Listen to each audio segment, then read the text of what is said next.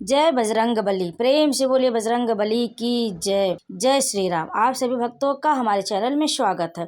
आज हम सुनेंगे मंगलवार की व्रत कथा, जिसके सुनने से सभी संकट पल भर में दूर हो जाते और हनुमान जी की विशेष कृपा होती है। तो भक्तों, आज मंगलवार के दिन हनुमान जी की इस व्रत कथा का श्रवण अंत तक करें और कमेंट में जय श्री राम, जय हनुमान, बजरंग बली की जय अवश्य लिखें और हमारे चैनल को सब्सक्राइब जरूर कर लें, क्योंकि आपको हमारे चैनल पर व्रत कथा, पूजा पाठ से जुड़ी हुई वीडियो मिलती रहेंगी। आपको हर दिन प्रतिदिन आपको नई नई व्रत कथाएं मिलेंगी और आपको व्रत त्योहार के बारे में जानकारी मिलेगी इस चैनल पर, दिव्य कथा 02। तो आप इस चैनल को सब्सक्राइब जरूर करें, वीडियो को लाइक करें, अधिक से अधिक शेयर करें और इस व्रत कथा का श्रवण अंत तक करें। ऋषि नगर में केशव दत्त ब्राह्मण अपनी पत्नी अंजलि के साथ रहता था। केशव दत्त के घर में धन संपत्ति की कोई कमी नहीं थी। नगर में सभी केशव दत्त का सम्मान करते थे, लेकिन केशव दत्त संतान नहीं होने से बहुत चिंतित रहता था। दोनों पति पत्नी प्रत्येक मंगलवार को हनुमान जी की पूजा करते थे। विधिवत मंगलवार का व्रत करते हुए कई वर्ष बीत गए थे। ब्राह्मण बहुत निराश हो गया, लेकिन उसने व्रत करना नहीं छोड़ा। कुछ दिनों के बाद केशव दत्त हनुमान जी की पूजा करने के लिए जंगल में चला गया। उसकी पत्नी अंजलि घर में रहकर मंगलवार का व्रत करने लगी। दोनों पति पत्नी पुत्र प्राप्ति के लिए मंगलवार का विधिवत व्रत करते थे। अंजलि ने अगले मंगलवार को व्रत किया, लेकिन किसी कारणवश उस दिन अंजलि हनुमान जी को भोग नहीं लगा सकी और उस दिन वह सूर्यास्त के बाद भूखी ही सो गई। अगले मंगलवार को हनुमान जी को भोग लगाए बिना उसने भोजन नहीं करने का प्रण कर लिया।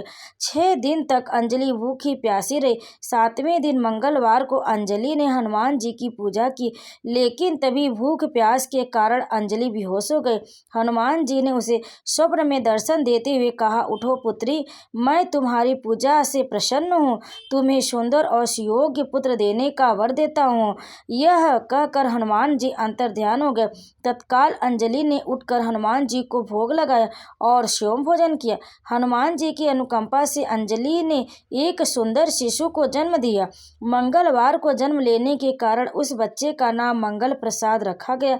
कुछ दिनों बाद अंजलि का पति केशव दत्त भी घर लौट आए। उसने मंगल को देखा तो अंजलि से पूछा, यह सुंदर बच्चा किसका है? अंजलि ने खुश होते हुए कहा कि हनुमान जी के दर्शन देने और पुत्र प्राप्ति होने का वरदान देने की सारी कथा सुना दी, लेकिन केशव दत्त को उसकी बातों पर भरोसा नहीं हुआ। उसके मन में पता नहीं कैसे यह कुलसित विचार आ गया कि अंजलि ने उसके साथ विश्वासघात किया। अपने पापों को छिपाने के लिए अंजलि झूठ बोल रही है। केशव दत्त ने उस बच्चे को मार डालने की योजना बनाई। एक दिन केशव दत्त स्नान के लिए कुएं पर गया।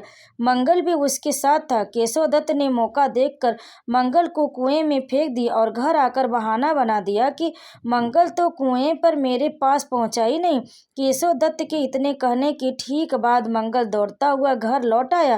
केशव दत्त मंगल को देखकर बुरी तरह हैरान उठा। उसी रात हनुमान जी ने केशव दत्त को स्वप्न में दर्शन देते हुए कहा, तुम दोनों के मंगलवार के व्रत करने से प्रसन्न होकर पुत्र जन्म का वर मैंने दिया था, फिर तुम अपनी पत्नी पर शक क्यों करते हो? उसी समय केशव दत्त ने अंजलि को जगाकर उससे क्षमा मांगते हुए स्वप्न में हनुमान जी के दर्शन देने की सारी बात कह सुनाई। केशव दत्त ने अपने बेटे को हृदय से लगाकर बहुत प्यार किया। उस दिन के बाद सभी आनंद पूर्वक रहने लगे। मंगलवार का विधिवत व्रत करने से केशव दत्त और उनके सभी कष्ट दूर हो गए। इस तरह जो स्त्री पुरुष विधिवत मंगलवार का व्रत करके व्रत कथा सुनते हैं, हनुमान जी उनके सभी कष्ट दूर करके घर में धन संपत्ति का भंडार भर देते और शरीर के सभी कष्ट दूर हो जाते। तो प्रेम से बोलिए बजरंग बली की जय। भक्तों, अब आइए सुनते हैं मंगलवार की दूसरी व्रत कथा। प्राचीन काल की घटना है। एक नगर में एक बुढ़िया रहती थी। उसके मंगलिया नाम का एक पुत्र था। वृद्धा को हनुमान जी पर बड़ी आस्था और श्रद्धा थी। हर एक मंगलवार को हनुमान जी का व्रत रखकर यथाविधि उनको भोग लगाती थी। इसके अलावा मंगलवार को न तो वह लीपती थी और न ही मिट्टी खोदती थी। इसी प्रकार से व्रत रखते हुए जब उसे काफी दिन बीत गए तो हनुमान जी ने सोचा कि चलो आज इस बुढ़िया की श्रद्धा की परीक्षा हो जाए। वे साधु का वेश बनाकर उसके द्वार पर जा पहुँचे और पुकारा, है कोई हनुमान भक्त जो हमारी इच्छा को पूरी करे। बुढ़िया ने यह पुकार सुनी तो बाहर आई और पूछा कि महाराज क्या आज्ञा है। साधु के वेश में हनुमान जी बोले कि मैं भूखा हूँ, भोजन बनाऊंगा, तो थोड़ी सी जमीन लीप दे। बुढ़िया ने हाथ जोड़कर प्रार्थना की कि महाराज लीपने और मिट्टी खोदने के अलावा जो काम आप कहें वह मैं करने को तैयार हूँ। साधु ने 3 बार प्रतिज्ञा कराने के बाद कहा, तू अपने बेटे को बुला, मैं उसे औधा लिटाकर उसकी पीठ पर भोजन बनाऊंगा। बुढ़िया ने सुना तो उसके पैरों तले से जमीन खिसक गई, मगर वह वचन हार चुकी थी। उसने मंगलिया को पुकार कर कहा, साधु महाराज के हवाले कर दिया, मगर साधु ऐसे ही मानने वाले न थे। उन्होंने बुढ़िया के हाथों से ही मंगलिया को औधा लिटाकर उसकी पीठ पर आग जलवाई। आग जलाकर दुखी मन से बुढ़िया अपने घर के अंदर जा घुसी। साधु जब भोजन बना चुका तो उसने वृद्धा को बुलाकर कहा कि वह मंगलिया को पुकारे ताकि वह आकर भोजन लगा ले। वृद्धा आंखों में आंसू भरकर कहने लगी कि अब आप उसका नाम लेकर मेरे हृदय को और मत दुखाओ। लेकिन साधु महाराज न माने तो वृद्धा को भोजन के लिए मंगलिया को पुकारना पड़ा। पुकारने की देर थी कि मंगलिया बाहर से हंसता हुआ घर में दौड़ा आया। मंगलिया को जीता जागता देखकर वृद्धा को सुखद आश्चर्य हुआ। वह साधु महाराज के चरणों में गिर पड़ी। हनुमान जी ने उसे अपने असली रूप में दर्शन दिए। हनुमान जी उसे सभी प्रकार के सुखों का आशीर्वाद देकर अंतर्ध्यान हो गए। तो प्रेम से बोलिए हनुमान जी की जय, बजरंग बली की जय। तो भक्त इस तरह से जो श्रद्धा और भक्ति के साथ मंगलवार के दिन व्रत धारण करके इस व्रत कथा का श्रवण करते हैं तो बजरंग बली अपनी कृपा उस पर हमेशा बनाए रखते, उसके सारे संकटों को दूर करते हैं। कहते संकट कटे मिटे सब पीरा, जो सुमिरै हनुमत बलबीरा।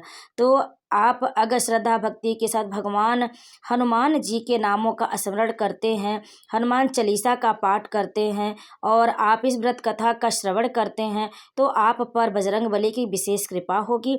बजरंग बली आप पर अपनी कृपा सदैव बनाए रखेंगे। अगर जिसके ऊपर बजरंग बली कृपा हो जाती है उसके सारे संकट पल भर में दूर हो जाते। तो भक्तों आप मंगलवार के दिन हनुमान जी की विधि विधान से पूजा करें और व्रत कथा का श्रवण करें और उनके नामों का स्मरण करें, आपके सारे संकट पल भर में दूर होंगे। तो प्रेम से बोलिए बजरंग बली की जय। भक्तों कथा को अंत तक सुनने के लिए आप सभी का बहुत बहुत धन्यवाद। अगर आपको हमारी यह कथा पसंद आई तो वीडियो को लाइक ज़रूर कर दें, शेयर कर दें और कमेंट में बजरंग बली का जय अवश्य लिख दें। जय श्री राम लिखें और हमारे चैनल से प्रतिदिन आप जुड़े रहें और नई नई कथाओं का श्रवण करें। आप सभी पर सदैव बजरंग बली कृपा बनी रहे। तो प्रेम से बोले जय बजरंग बली, जय श्री राम।